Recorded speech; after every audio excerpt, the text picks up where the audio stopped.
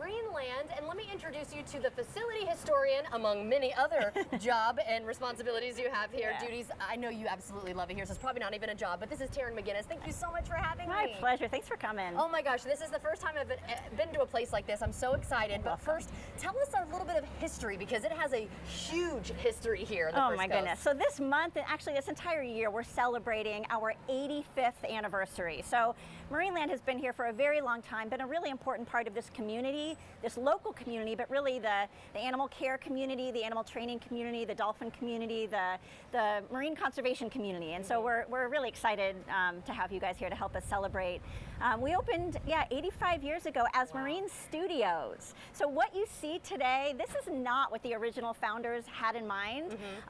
They were building an underwater film studio. Back in the day, honestly, if you were a filmmaker and you wanted underwater footage for your movie, in the 30s, scuba diving hadn't been invented and there weren't underwater cameras, so how would you have gotten it, right? So the founders of this facility, who Douglas Burden and Ilya Tolstoy and Cornelius Vanderbilt Whitney, they all had ties to Hollywood, and they also were big animal lovers, all of them, and really passionate about science and discovery and learning. So all together, they came up with this idea that they were going to build an underwater film studio.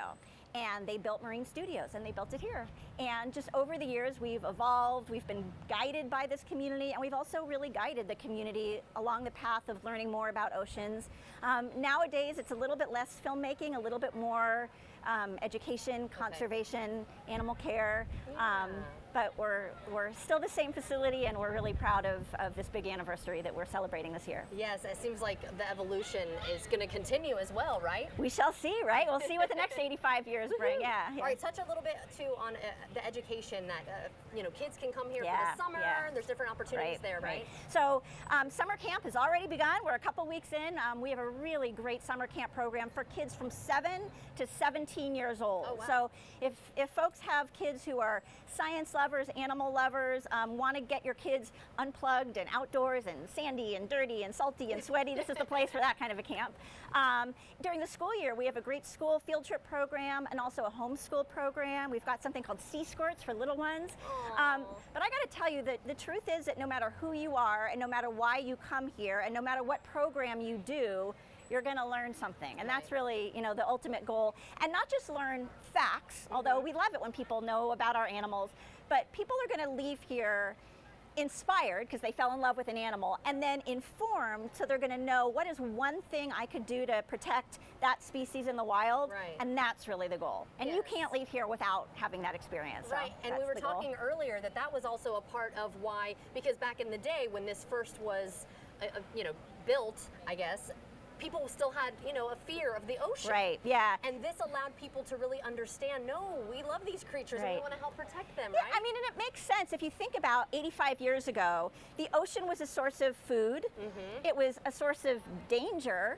And so a lot of people, their relationship with the ocean was really one of fear and therefore one of dominance, right? Like everything out there, either we want to eat it or it wants to eat us, or we want to kill it because it's competing with us for the things that we want to eat. And so, and that included dolphins and sea turtles and all these really beloved animals nowadays were not back then. But when people came to see these animals through all these little porthole windows that had been built for filming through, and they saw the animals being funny, they saw them being cute, they saw them being interactive, they saw them being seen right back through those windows, they saw the dolphins being moms, and they saw things that they could relate to, and it made them kind of go, maybe these animals are worth more to us alive, right? Maybe there's some stuff we can still learn from these animals, and we love them. So this place has done so much for that, and also the first place that they started doing training. Right. How cool is that? So much history here. How many people